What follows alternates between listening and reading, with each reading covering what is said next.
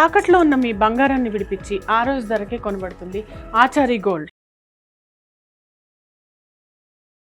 Medical కాలేజీల ప్రైవేటీకరణ అండి, మెడికల్ కాలేజీల గొడవ అనండి, మొత్తం వ్యవహారంలో ఆంధ్రప్రదేశ్ ప్రజలు ఎవరి వైపు ఉన్నారు? చంద్రబాబు వైపు, జగన్ వైపు. ఈ రెండింటిలో ఒకటి మిస్ అవ్వకుండా కామెంట్ చేయండి. ఒక స్ట్రాంగ్ సర్వే చేస్తున్నాం, ఈ సర్వే చాలా దూరం వెళ్తుంది. మీరు చెప్పే ఒక్క కామెంటే కదా అనుకోవచ్చు, చాలా ముఖ్యమైనది. మేము మిమ్మల్ని లైక్ చేయమంటలా, సబ్స్క్రైబ్ చేయమంటలా, షేర్ చేయమంటలా, కేవలం ఒక్క కామెంట్ అడుగుతున్నాం. 2000 కామెంట్స్ టార్గెట్ పెట్టుకున్నాం. మిస్ అవ్వకుండా కామెంట్ చేయండి, వీడియో లాస్ట్ దాకా చూడండి.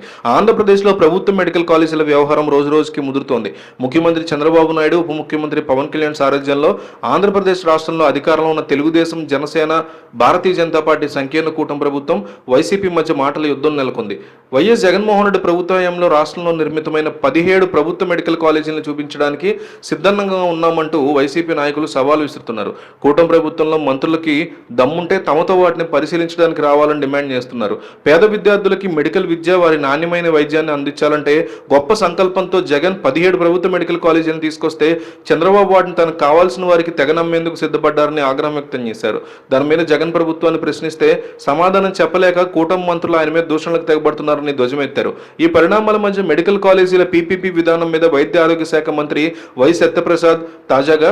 సత్యకుమార్ తాజాగా వైఎస్ జగన్కి లేఖ రాశారు. మెడికల్ కాలేజీల ప్రైవేటీకరణ ఆరోపణలు చేయడం సరికాదని సూచించారు. పీపీపీ విధానంలో మెడికల్ కాలేజీల నిర్మాణం మీద దుష్ప్రచారం ఆపాలని డిమాండ్ చేశారు. 17 మెడికల్ కాలేజీలు తెచ్చామని జగన్ చెప్తున్నంత అబద్ధాలేనని తేల్చి చెప్పారు సత్యకుమార్. 8,450 కోట్లతో 17 మెడికల్ కాలేజీలు ప్రతిపాదించి కేవలం 1,451 కోట్లకే బిల్లులు చెల్లించారని ఆయన పేర్కొన్నారు. వైసీపీ హయాంలో నిర్మించిన మెడికల్ కాలేజీల్లో కూడా అడ్మిషన్లు తీసుకోలేకపోయారని విమర్శలు గుప్పించారు. ఎన్డీఏ కూటమి ప్రభుత్వం వచ్చాక మెడికల్ కాలేజీల్లో అడ్మిషన్ల మీద దృష్టి పెట్టిందని వెల్లడించారు. వైఎస్ జగన్ లాగా కూటమి ప్రభుత్వం విఫలం కాలేదని పీపీపీ విధానం ఎంచుకున్నట్టు సత్యకుమార్ తెలియజేశారు. పీపీపీకి ప్రైవేటీకరణకి చాలా వ్యత్యాసం ఉందని ఆయన పేర్కొన్నారు. మెడికల్ కాలేజీల మీద తన వివరణకి వైఎస్ జగన్ దమ్ముంటే స్పందించాలని, తాము చేయని వాటి గురించి కూడా గత జగన్ ప్రభుత్వం తామే చేసిందని చెప్పుకోవడం చాలా దుర్మార్గమని ఆయన వ్యాఖ్యానించారు.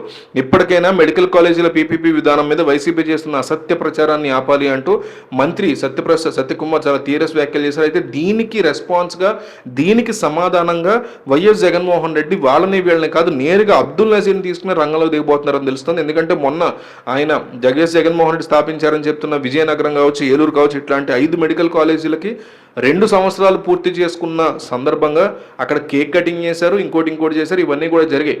సో ఈ పరిస్థితుల నేపథ్యంలో వీళ్ళు వెళ్తేనే, అంటే వైసీపీ నేతలు వెళ్తేనే, ఏలూరులో కొట్టార అబ్బాయి చౌదరి కానీ, కొన్ని చోట్ల విడుదల రజనీ లాంటి వాళ్ళు కానీ, కొన్ని చోట్ల ఇంకొకళ్ళు కానీ, వీళ్ళందరూ వెళ్ళి కేక్ కటింగ్ చేస్తేనే అంత రెస్పాన్స్ జనాల నుంచి వస్తే YS Jaganmohan Reddy with governor రంగంలో దిగితే, ఎందుకంటే కేంద్రానికి సంబంధించినటువంటి ప్రాజెక్టులు ఇవన్నీ వీళ్ళు ఎంత కొట్టుకున్నా, సో అందులో నిజంగా ఎవరు దీన్ని గుండెల మీద చేసుకుని ఎవరు దీనికోసం పనిచేశారు, ఎవరు దీనికోసం కష్టపడ్డారనే విషయం తేలాలంటే అక్కడ ఒక న్యూట్రల్ పర్సన్ ఉండాలి. న్యూట్రల్ పర్సన్ అంటే రాష్ట్రానికి ఎవరు ఉంటారు? గవర్నర్ ఉంటారు. మొదటి పౌరుడిలాగా ఆయన, దేశానికి మొదటి పౌరుడు ప్రెసిడెంట్ లాగా రాష్ట్రానికి మొదటి పౌరుడు గవర్నర్ ఉంటారు. సో అందువల్ల ఆయన్ని రంగంలోకి దించే ఆలోచనలో జగన్ ఉన్నారని తెలుస్తోంది. ఇది మంచి ఆలోచన కాదా? కామెంట్ చేయండి. మీరు బంగారం తాకట్టు పెట్టి ఆ బంగారం డబ్బులు కట్టలేక ఇబ్బంది పడుతున్నారా? ఆచారి గోల్డ్ వాళ్ళు మీ బంగారం కొని మీ లోన్ తీర్చి మిగిలిన డబ్బులు మీకు ఇచ్చేస్తారు. ఇంకెందుకు ఆలస్యం? ఆచారి గోల్డ్ ఈ నెంబర్స్కి కాల్ చేయండి.